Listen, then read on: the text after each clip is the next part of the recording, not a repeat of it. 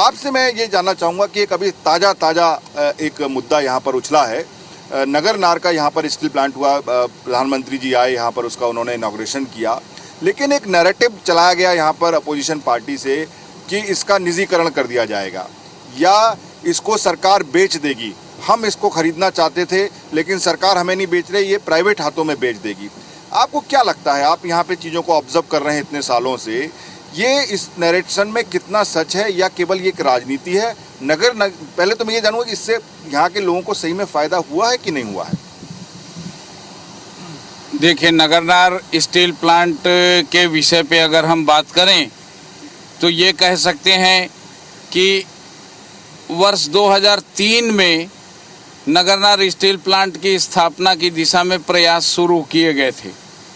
आज 2023 हो गए, 20 साल। 20 वर्ष में कभी तकनीकी के नाम पर तो कभी दूसरे भूमि अधिग्रहण के नाम पर नगरनार स्टील प्लांट का सपना साकार नहीं हो पाया। जब नगरनार का सिलेक्शन हुआ तो ये माना गया कि इससे स्थानीय युवाओं को रोजगार मिलेगा, बेरोजगारी दूर होगी, छोटे उद्योगों की स्थापना होगी। फिलहाल तो ऐसा कुछ होता दिख नहीं रहा है, क्योंकि अगर हम देखें तो नगरनार में जो भूमि देने वाले हैं स्टील प्लांट को, उसकी दर्जनों बेटियां राज्य महिला आयोग और दीगर जगहों पर अपने अधिकारों के लिए दरवाज़ा खटखटा रही हैं। और रही बात नगरनार स्टील प्लांट के विनिवेशीकरण या निजीकरण की, तो इसके विनिवेशीकरण और निजीकरण पर स्थानीय जन समुदाय यह मांग कर रहा है केंद्र सरकार से, चूंकि यह एनएमडीसी के अधीन का स्टील प्लांट है, कि वो उन दस्तावेजों को सार्वजनिक करे जिसके दम पर यह बात कही जा रही है कि इसका विनिवेशीकरण या निजीकरण नहीं किया जाएगा।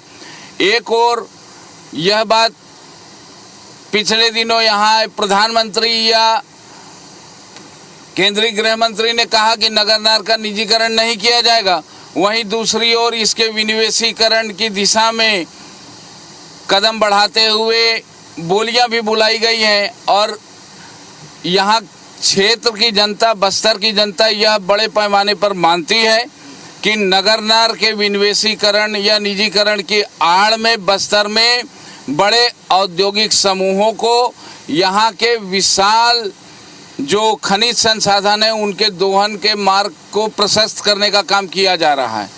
लेकिन एक चीज़ मुझे बताइए, ज़रा संक्षेप में इसका जवाब दीजिएगा कि अगर किसी बाहर बड़े औद्योगिक घराने को यहाँ बुलाते भी हैं, मैं ये नहीं कह रहा ये लोग अडानी का नाम लेते हैं, मुझे नहीं पता, देखिए वो तो बिड निकलेगी जो भी आएगा, अगर वो यहाँ पर आते हैं और अपना इन्वेस्टमेंट करते हैं तो उसमें गलत क्या है? देखिए यहाँ पे जो स्थानीय लोग हैं वो तो इतना निवेश नहीं कर पाएंगे। आपको तो इन्वेस्टमेंट किसी भी विकास के लिए बुलाना होता है, तो दो अलग चीज़ें होनी चाहिए क्या, कि भाई आप इन्वेस्टमेंट करें लेकिन उसका फ़ायदा यहाँ की जनता को मिले, उसको इंश्योर करें। इस मामले में मैं यह कहना चाहूँगा कि बस्तर देश के सर्वाधिक पिछड़े जिलों में से एक है, यह सर्वमान्य तथ्य है। और बीते वर्षों में जल जंगल जमीन पर हमारा अधिकार है, यह नारा भी बस्तर में अंदर बीहड़ों से लेकर के मैदानी क्षेत्र तक में बुलंद किया गया। जहाँ तक औद्योगिक घरानों की बात है, यह बात बिल्कुल सही है कि पूंजी स्थानीय लोगों के पास कोई 1000 करोड़, 10,000 करोड़ या 5,000 करोड़ की नहीं होती, लेकिन यह पूंजी तो निजी घरानों के पास होती है। लेकिन जब तक टाटा को चित्रकूट इलाके में स्टील प्लांट लगाना था, तब तक टाटा ने इस क्षेत्र में बहुत शिक्षण प्रशिक्षण दिया, बहुत इस क्षेत्र में खेलकूद को प्रोत्साहित किया।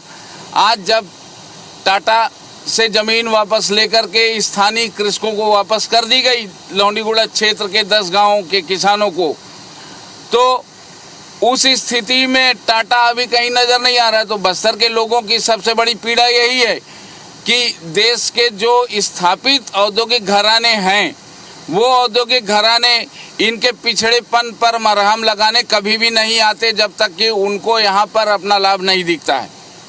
देखिए, इसमें मैं एक चीज़ डिफर जरूर करूँगा कि ये तो गिव एंड टेक वाली बात होती है कि अगर ये बात सही है कि सबको यहाँ पर मदद करनी चाहिए और जो हमारे पिछड़े इलाके हैं उनको आगे लाने के लिए सबको आगे आना चाहिए, लेकिन औद्योगिक घराना भी तब यही देखेगा जब उससे कुछ यहाँ से फ़ायदा होगा। ये बात सही है कि वो दोहन ना करे, जल जमीन और आपने जो बात कही वो सही है, लेकिन वो इन्वेस्टमेंट तभी करेगा जब उसे कुछ फ़ायदा भी होगा। उसने पूंजी लगाई है तो वो रिटर्न तो पाएगा ही।